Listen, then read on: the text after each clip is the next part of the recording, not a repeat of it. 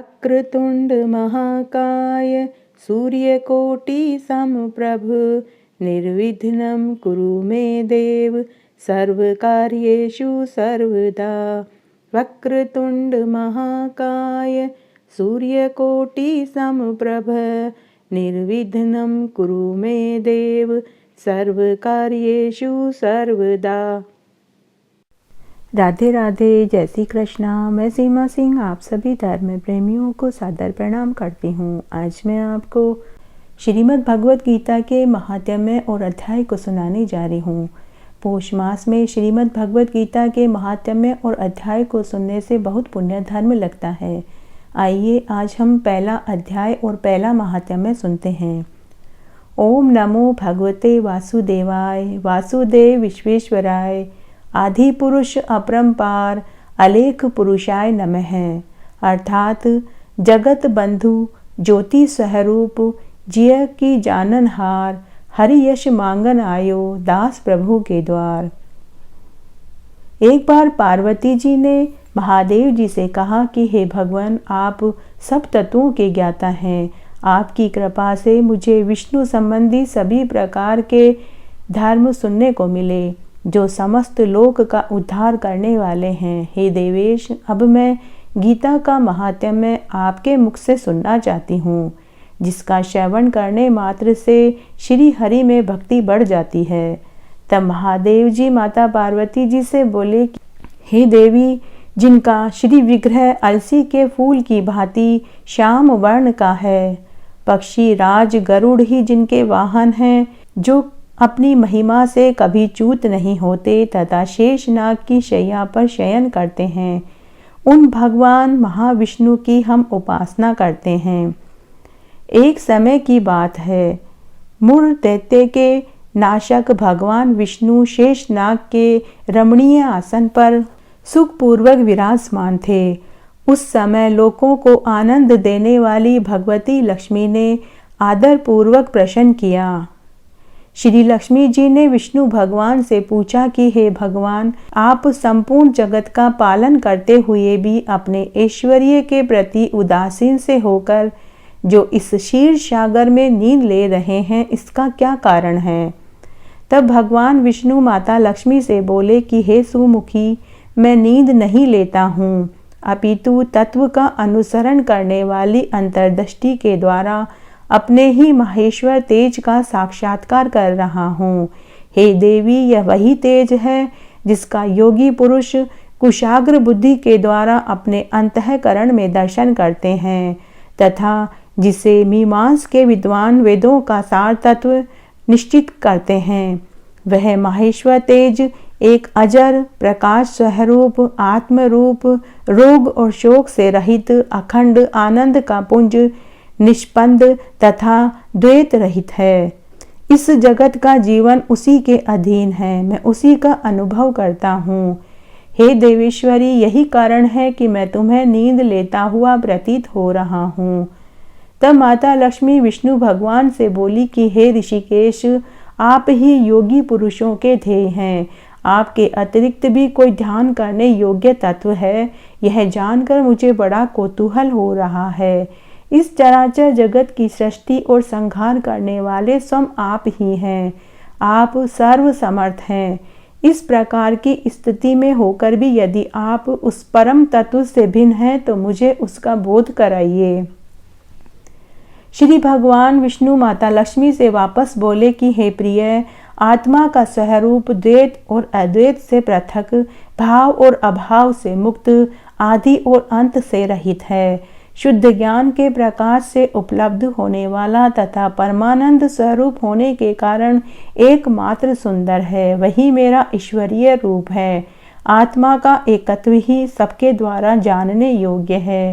गीता शास्त्र में इसी का प्रतिपादन हुआ है।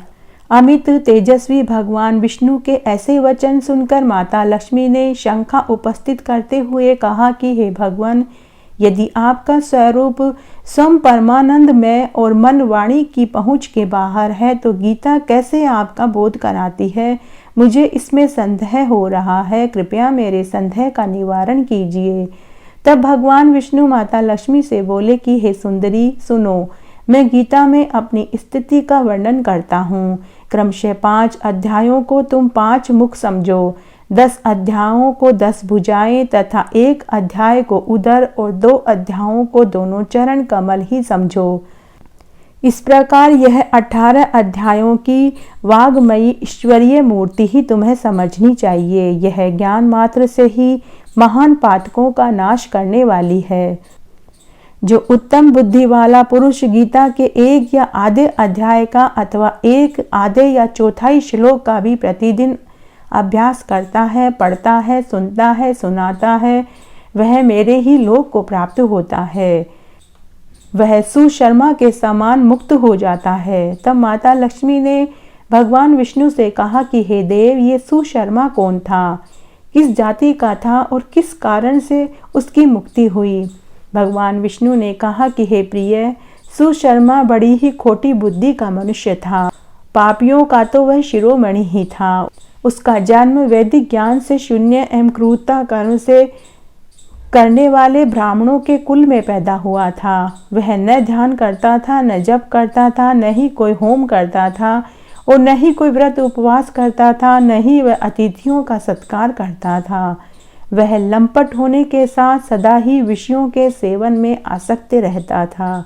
हल जोतता था और पत्ते बेचकर अपना जीविका चलाता था। उसे मदिरा पीने, व्यसन करने, मांस खाने का शौक था। इस कारण उसने अपने जीवन को दीर्घ काल व्यतीत कर दिया। एक दिन वह मूढ़ बुद्धि सुशर्मा पत्ते लाने के लिए किसी ऋषि की वाटिका में घूम रहा था। इसी बीच में काल रूपधारी काले सांप ने उसे डस लिया और सुशर्मा की मृत्यु हो गई।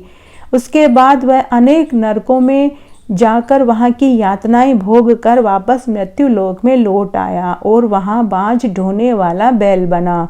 उस समय किसी पंगु ने अपने जीवन को आराम से व्यतीत करने के लिए उसे खरीद लिया।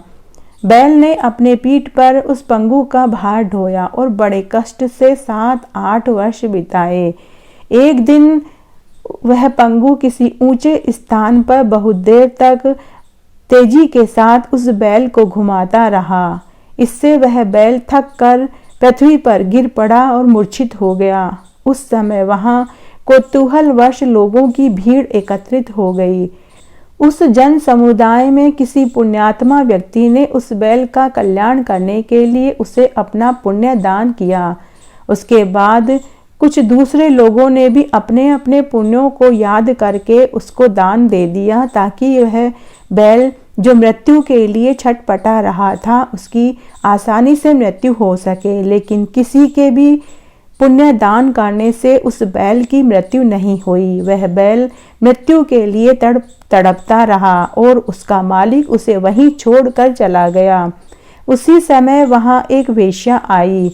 उस वेश्या को अपने पुण्य का पता नहीं था, तो उसने भी लोगों की देखा देखी करके उस बैल को अपने पुण्य का त्याग दे दिया।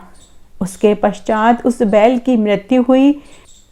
तब वह बैल उस वेश्या के पुण्य दान के वजह से मृत्यु को प्राप्त हो गया।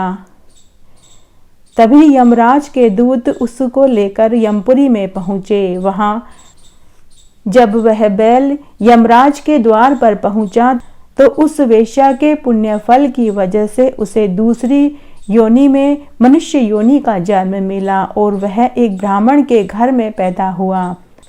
जब वह बैल दूसरे जन्म में एक ब्राह्मण के घर एक बालक के रूप में पैदा हुआ, तब उसे उस जन्म में भी अपने पूर्व जन्म की सभी बातों का स्मरण था।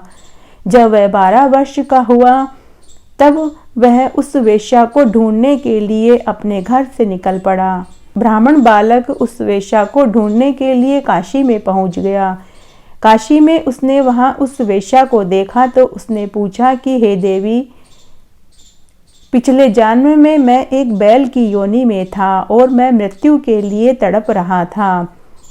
वहां खड़े सभी लोगों ने अपने अपने पुण्य का फल मुझे अर्पित किया, लेकिन किसी के भी पुण्य से मेरी मृत्यु नहीं हुई। लेकिन हे देवी, तुमने जब अपने पुण्य का फल मुझे प्रदान किया तो उसी समय मुझे मृत्यु प्राप्त हुई और तुम्हारे उसी पुण्य दान की वजह से मुझे इस जन्म में मनुष्य योनि प्राप्त हुई। हे देवी, मैं आपसे पूछना चाहता हूँ कि आपने कौन सा पुण्य दान मेरे लिए किया था।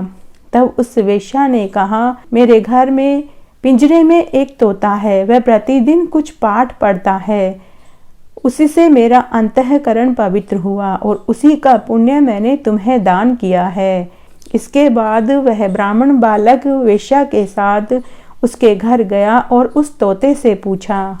तब उस तोते ने अपने पूर्व जन्म का स्मरण करके एक प्राचीन इतिहास सुनाया और उसने कहा, पूर्व जन्म में मैं विद्वान होकर भी विद्वता के अभिमान से मोहित रहता था। मेरा राग द्वेष इतना बढ़ गया था कि मैं गुणवान विद्वानों के प्रति ईर्ष्या भाव रखने लगा। समय अनुसार मेरी मृत्यु हुई और मैं अनेक घृणित लोकों में भटकता रहा। इसके बाद मैं इस लोक में आया। सद्गुरु के अत्यंत निंदा करने के कारण तोते के कुल में मेरा जन्म हुआ। पापी होने के कारण छोटी अवस्था में ही मेरे माता पिता से मेरा वियोग हो गया। एक दिन मैं ग्रीष्म ऋतु में तपे हुए मार्ग पर पड़ा था। वहां मुझे एक श्रेष्ठ मुनि उठाकर ले गए और महात्माओं के आश्रम में एक पिंजरे में मुझे डाल दिया। वहां ऋषियों के बालक बड़े आदर के साथ गीता के प्रथम अध्याय को पढ़ते थे और सुनाते थे। उसी को सुनकर मैं बड़ा हुआ और मैं वह पाठ बार बार करने लगा। इसी बीच में एक चोर बहेलिये ने मुझे वहां से चुरा लिया। उसके पश्चात इस देवी ने मुझे खरीद लिया। यही मेरा पूरा वृतांत है जिसे मैंने आप लोगों को बताया। पूर्व काल में मैंने इस गीता के प्रथम अध्याय का अभ्यास किया था, जिससे मैंने अपने पाप को दूर किया। मैं वही पाठ रोज इस वेश्या को सुनाता था। इसी से इस वेश्या का अंतःकरण भी शुद्ध हुआ और उसी के पुण्य से तुम इस जन्म में सुशर्मा ब्राह्मण के रूप में पैदा हुए। इस प्रकार परस्पर वार्तालाप और गीता के प्रथम अध्याय के महात्म्य की प्रशंसा करके वे तीनों अपने अपने घर चले गए। उसके बाद वे सभी गीता के प्रथम अध्याय का अभ्यास करने लगे और गीता के प्रथम अध्याय को पढ़ने से उन्हें इस लोक के सभी सुख प्राप्त हुए और मरने पर उन्हें मुक्ति प्राप्त हुई। इसलिए जो मनुष्य गीता के प्रथम अध्याय को पढ़ता है, सुनता है, सुनाता है, वह इस भव सागर को पार करने में कोई कठिनाई नहीं पाता। जब कौरव और पांडव महाभारत के युद्ध को चले गए, तब धृतराष्ट्र ने श्री व्यास जी से कहा कि मैं भी युद्ध को देखने चलूंगा। तब श्री व्यास जी ने धृतराष्ट्र से कहा कि हे राजन, नेत्र के बिना आप क्या देखेंगे। तब राजा धृतराष्ट्र ने कहा कि मैं देखूंगा नहीं, लेकिन श्रवण तो कर ही सकता हूँ। तब व्यास जी ने कहा कि हे राजन, आपका सारथी संजय जो कुछ भी महाभारत के युद्ध की लीला कुरुक्षेत्र में होगी, वह यहीं बैठे बैठे ही आपको श्रवण करवा देगा। व्यास जी के मुख से यह वचन सुनकर संजय ने व्यास जी से विनती करी कि हे प्रभु, यहाँ हस्तिनापुर में बैठे बैठे ही कुरुक्षेत्र की लीला मैं कैसे जानूंगा तथा महाराज धृतराष्ट्र को किस बाती मैं सुना पाऊंगा। तब व्यास जी ने संजय को कहा कि हे संजय, मेरी ही कृपा से तुझे यहीं से सब कुछ दिखाई देगा। तब व्यास जी ने संजय को दिव्य दृष्टि प्रदान करी और दिव्य बुद्धि भी प्रदान करी। इस पर संजय बोले कि हे महाराज, दुर्योधन ने व्यूह रचना युक्त पांडवों की सेना को देखकर और द्रोणाचार्य के पास जाकर यह वचन कहा, हे आचार्य, आपके बुद्धिमान शिष्य द्रुपद पुत्र दुष्ट धुम्न द्वारा व्यूह आकार खड़ी की गई है। पांडुपुत्रों की इस बड़ी भारी सेना को देखिए। इस सेना में बड़े बड़े धनुषों वाले युद्ध में भीम और अर्जुन के समान बहुत से शूरवीर हैं, जैसे सात्यकी और विराट तथा महारथी राजा द्रुपद और धृष्टकेतु, चेकितान तथा बलवान कौशिराज, पुरुजित, कुंतीभोज तथा मनुष्यों में श्रेष्ठ शैव्य और पराक्रमी युद्धामन्यु तथा बलवान उत्तमौजा, सुभद्रा पुत्र अभिमन्यु और द्रौपदी के पांचों पुत्र, यह सब भी महारथी हैं। हे ब्राह्मण श्रेष्ठ, हमारे पक्ष में भी जो प्रधान हैं उनको आप समझ लीजिए। आपके जानने के लिए मेरी सेना के जो सेनापति हैं उनको मैं बताता हूँ। एक तो स्वयं आप पितामह भीष्म, कर्ण और संग्राम विजयी कृपाचार्य, और वैसे ही अश्वत्थामा, विकर्ण, सोमदत्त का पुत्र भूरिश्रवा है, तथा और भी बहुत से शूरवीर अनेक प्रकार के अस्त्र शस्त्रों से युक्त, मेरे लिए जीवन की आशा को त्यागने वाले सब के सब युद्ध में चतुर हैं। भीष्म पितामह द्वारा रक्षित हमारी यह सेना सब प्रकार से अजय है, और भीम द्वारा रक्षित इन लोगों की यह सेना जीतने में सुगम है। इसलिए सब मोर्चों पर अपनी अपनी जगह स्थित रखते हुए आप लोग सबके सब ही निसंदेह भीष्म पितामह की सब ओर से रक्षा करें। इस प्रकार द्रोणाचार्य से कहते हुए दुर्योधन के वचनों को सुनकर कौरवों में वृद्ध बड़े प्रतापी पितामह भीष्म ने उस दुर्योधन के हृदय में हर्ष उत्पन्न करते हुए उच्च स्वर में सिंह की नाद के समान गर्ज कर शंख बजाया। उसके बाद शंख और नगारे, ढोल, मृदंग, नरसिंह आदि बाजे एक साथ ही बाजने लगे और उनका वह शब्द बड़ा ही भयंकर हुआ। उसके बाद सफेद घोड़ों से युक्त उत्तम रथ में बैठे हुए श्री कृष्ण महाराज और अर्जुन भी अलौकिक शंख बजाने लगे। उनमें श्री कृष्ण महाराज ने 5 जन्य नामक शंख और अर्जुन ने देवदत्त नामक शंख बजाया। भयानक कर्म वाले भीमसेन ने पौंड्र नामक महाशंख बजाया। कुंती पुत्र राजा युधिष्ठिर ने अनंत विजय नामक शंख तथा नकुल और सहदेव ने सुघोष और मणिपुष्पक नामक शंख बजाया। श्रेष्ठ धनुष वाले कोशिराज और महारथी शिखंडी और दुष्ट धुम्न और राजा विराट और अजय सात्यकी तथा राजा द्रुपद तथा द्रौपदी के 5 पुत्र और बड़ी भुजा वाले सुभद्रा पुत्र अभिमन्यु, इन सब ने हे राजन अलग अलग शंख बजाए, और उस भयानक शब्द ने आकाश और पृथ्वी को शब्दायमान करते हुए धृतराष्ट्र पुत्रों के हृदय विदीर्ण कर दिए। हे राजन, उसके बाद कपिध्वज अर्जुन ने खड़े हुए धृतराष्ट्र पुत्रों को देखकर उस शस्त्र चलने की तैयारी के समय धनुष उठाकर ऋषिकेश श्री कृष्ण महाराज से यह वचन बोले कि हे अच्युत, मेरे रथ को दोनों सेनाओं के बीच में खड़ा करिए, जब तक मैं इन स्थित हुए युद्ध की कामना वालों को अच्छी प्रकार से देख न लूं। इस युद्ध रूप व्यापार में मुझे किन किन के साथ युद्ध करना योग्य है। दुर्बुद्धि दुर्योधन का युद्ध में कल्याण चाहने वाले जो ये राजा लोग इस सेना में आए हैं, मैं उन युद्ध करने वालों को देखूंगा। तब संजय बोले कि हे महाराज, अर्जुन द्वारा इस प्रकार कहे हुए महाराज श्री कृष्ण ने दोनों सेनाओं के बीच में भीष्म और द्रोणाचार्य के सामने संपूर्ण राजाओं के सामने उत्तम रथ को खड़ा करके ऐसे कहा कि हे पार्थ, इन इकट्ठे हुए कौरवों को देखो। उसके उपरांत पृथ्वीपुत्र अर्जुन ने उन दोनों ही सेनाओं में स्थित हुए पिता के भाइयों के, पितामहों के, आचार्यों को, मामों को, भाइयों को, पुत्रों को, पोतरों को, मित्रों को, ससुरों को, सुहृदों को भी देखा।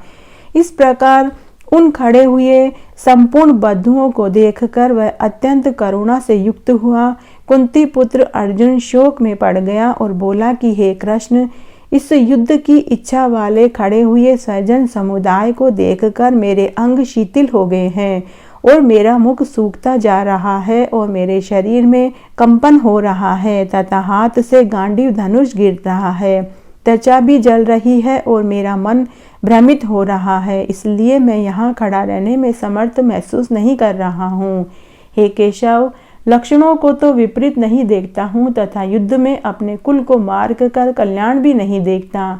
हे कृष्ण, मैं विजय नहीं चाहता तथा राज्य और सुखों को भी नहीं चाहता। हे गोविंद, हमें राज्य से क्या प्रयोजन तथा भोगों से और जीवन में क्या प्रयोजन, क्योंकि हमें जिनके लिए राज्य, भोग और सुख आदि की इच्छा है, वे ही यह सब धन और जीवन की आशा को त्याग कर युद्ध में खड़े हैं, जो कि गुरुजन, ताऊ, चाचा, लड़के, वैसे ही दादा, मामा, ससुर, पोते, साले और भी संबंधी हैं। इसलिए हे मधुसूदन, मुझे मारने पर भी तथा 3 लोक के राज्य के लिए भी मैं इन सबको मारना नहीं चाहता।